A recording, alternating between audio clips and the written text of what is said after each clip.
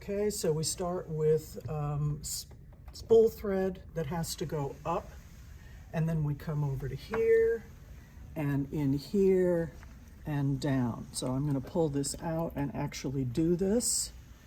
You go into there, and you got to go between the two metal pieces right here, down, up, and then I pull the uptake up and go in from left to right. Then down into here, then down into there.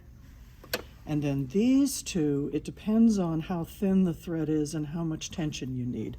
At least this one. And then this threads front to back.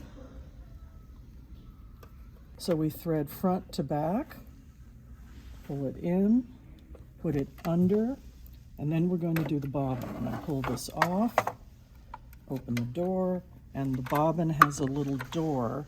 I'm going to pull it out. So any of these bobbin cases that have this door, if you open the door, it won't fall out. If you close the door, it will fall out.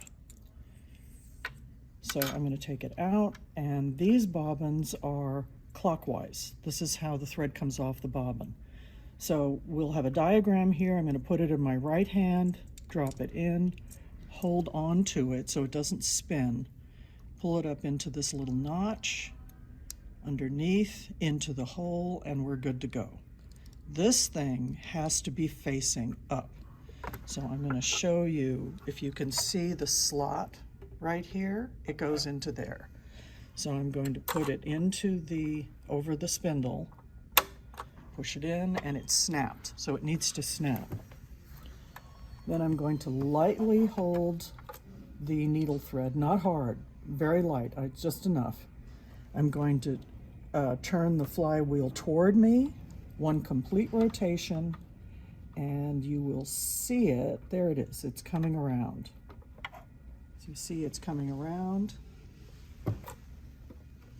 And once it goes to the top, and when the uptake is all the way at the top, I can give it a little tug, and then there's the loop. And that is how you thread the entire thing. Make sure you always close the door, and we'll put this back on. Just a couple of more things. So straight stitch is B. These are the buttonholes, and there is a separate video for buttonhole instructions, and there's a QR code for it on the wall there. This is stitch length, and most stitch length I keep between 2.5 and 3, right around in here.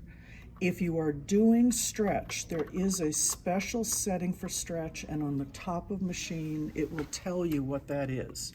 And the setting for stretch is stretch stitch, and you actually have to turn it to, go the other way, you have to turn it to G, which is a special stretch stitch. Make sure that whatever you're doing, you turn it back when you're completely done so that it is back to B, which you consider as base, and that is your straight stitch. So you see all of these over here. Zigzag is here, and when you do zigzag, you're going to adjust stitch length depending on the length of the zigzag stitch, and here is the width of the zigzag stitch. To B at the end, and you see all these different kinds of stitches.